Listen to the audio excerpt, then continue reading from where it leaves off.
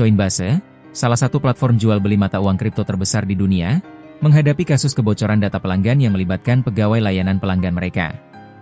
Sekitar 70.000 data pelanggan diduga bocor setelah pegawai menerima suap dari penjahat siber. CEO Coinbase, Brian Armstrong, mengungkapkan polisi Hyderabad, India, telah menangkap mantan agen layanan pelanggan Coinbase terkait kasus ini. Armstrong menegaskan bahwa penangkapan tersebut bukan yang terakhir, dan perusahaan akan terus mengejar semua pelaku hingga menerima hukuman.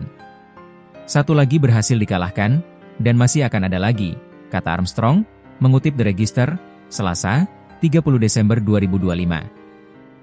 Jenis data yang bocor. Data yang bocor mencakup nama, alamat, nomor telepon, email, hingga data identitas pelanggan. Namun, akses penting seperti kata sandi, kode keamanan 2 faktor, 2FA, dan dompet kripto pelanggan dipastikan tidak ikut bocor. Meski demikian, data yang bocor tetap berpotensi dimanfaatkan penjahat untuk melakukan penipuan. Modusnya antara lain dengan menyamar sebagai pegawai Coinbase dan membujuk korban untuk menyerahkan kripto mereka. Selain itu, para penjahat diduga juga mencoba memeras Coinbase dengan menuntut uang tebusan sebesar 20 juta $, atau sekitar 334 miliar rupiah. Coinbase menolak membayar tebusan tersebut. Sebagai gantinya, perusahaan menawarkan 20 juta $, atau 334 miliar rupiah bagi siapapun yang membantu menangkap para pelaku kejahatan tersebut.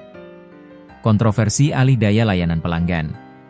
Kasus ini memicu kritik publik, khususnya terkait praktik alih daya layanan pelanggan Coinbase ke luar negeri.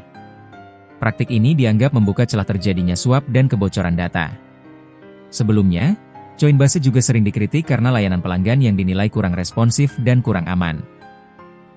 Analis keamanan siber menekankan bahwa pengawasan internal dan pelatihan pegawai menjadi kunci untuk mencegah kebocoran data, terutama pada perusahaan yang menangani aset digital bernilai tinggi. Kasus Ronald Spector di Brooklyn, Amerika Serikat.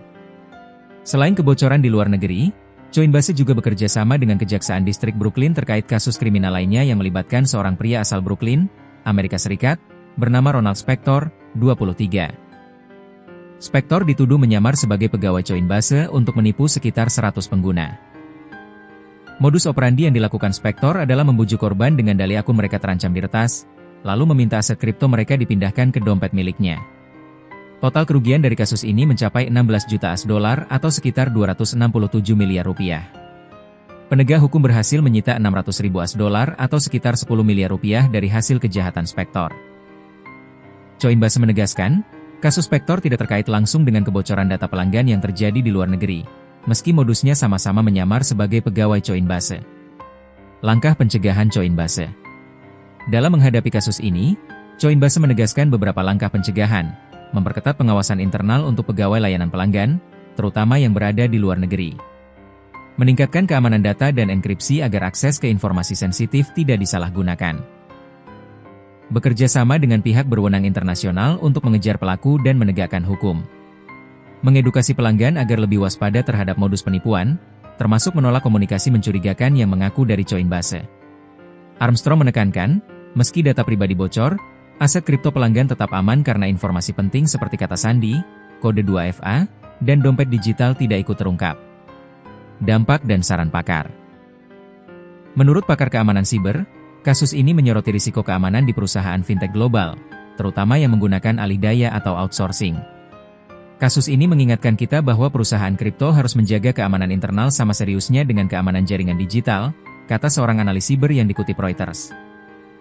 Pakar juga menyarankan pengguna kripto lebih waspada, selalu memeriksa identitas pihak yang menghubungi, dan tidak mudah memberikan informasi pribadi atau memindahkan aset digital kepada pihak lain tanpa verifikasi resmi. Kebocoran data Coinbase yang melibatkan pegawai layanan pelanggan menunjukkan bahwa ancaman keamanan internal bisa sama seriusnya dengan serangan siber eksternal.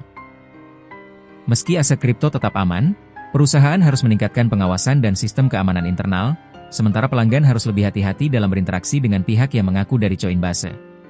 Kasus ini juga menekankan pentingnya kolaborasi global antara perusahaan dan penegak hukum untuk menindak kejahatan siber yang lintas negara.